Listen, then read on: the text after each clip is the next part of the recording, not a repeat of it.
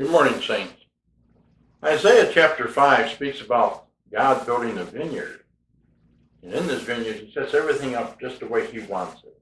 He says, and after he's done, he says, what more could I have done to my vineyard that I have not done in it? Verse 4.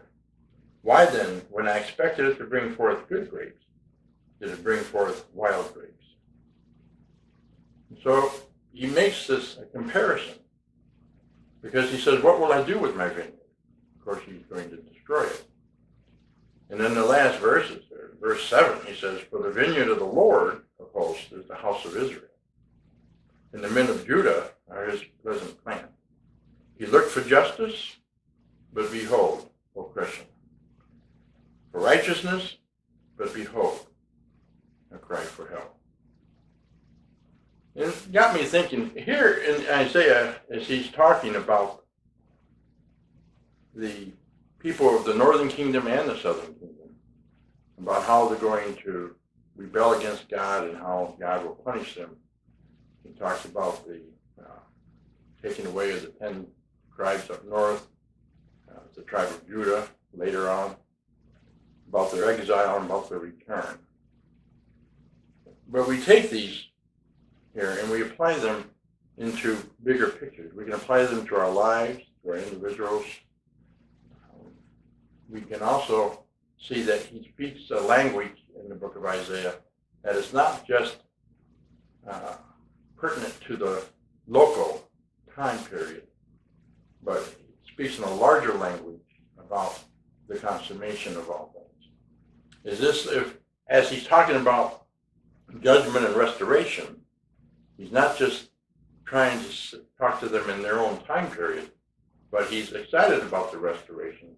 And it kind of squirts out, if you will, about how he's going to restore mankind totally in the end. And so we can take these things and apply them to our own lives. In a way, the church is the vineyard of the Lord of hosts. And in that, does he look at us and say he looked for justice, but behold oppression? Does he look at us and say for righteousness? I look for that, he says, but behold, a cry for help. You know, we look at the world and the world isn't just. The world is falling apart. Nobody's getting an even break, it seems. And that can leave us skeptical. But the question I want to lay out is, where does justice begin? It's got to begin with us. We do the same thing with the word revival. We know that if we're going to have revival, it begins with who? With you. And the same thing for justice in an unjust world.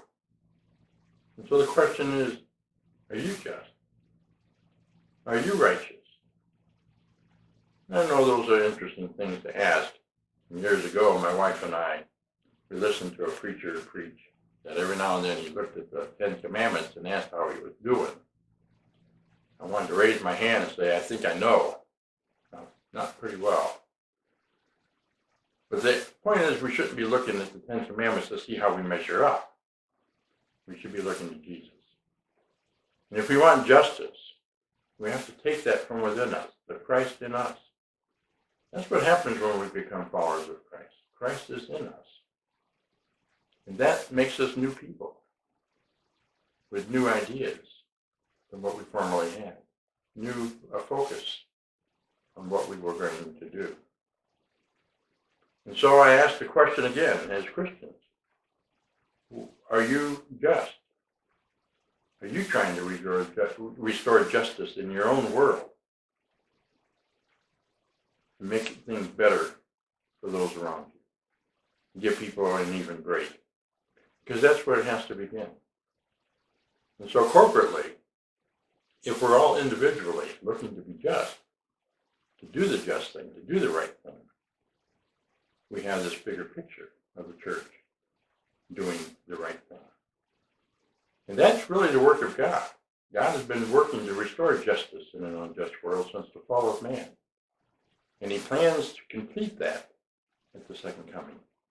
We get to preach that in the three angels' messages. Fear God, give glory. For the hour of his judgment has come. This is the time when God is restoring justice and eclipsing the old kingdom of darkness and replacing it with the kingdom of light, which is why we get to preach the second angel's message. Fallen, fallen is Babylon. It's not just a message of Babylon's fall, but it has to be a message of God's kingdom triumphing. It's a triumphant kingdom who is replaced. God is one. And we're part of that. We're his hands and feet as we take back the kingdom, restore justice in an unjust world. So as you go out today, think about that. You have a part to play in God's army of restoring justice.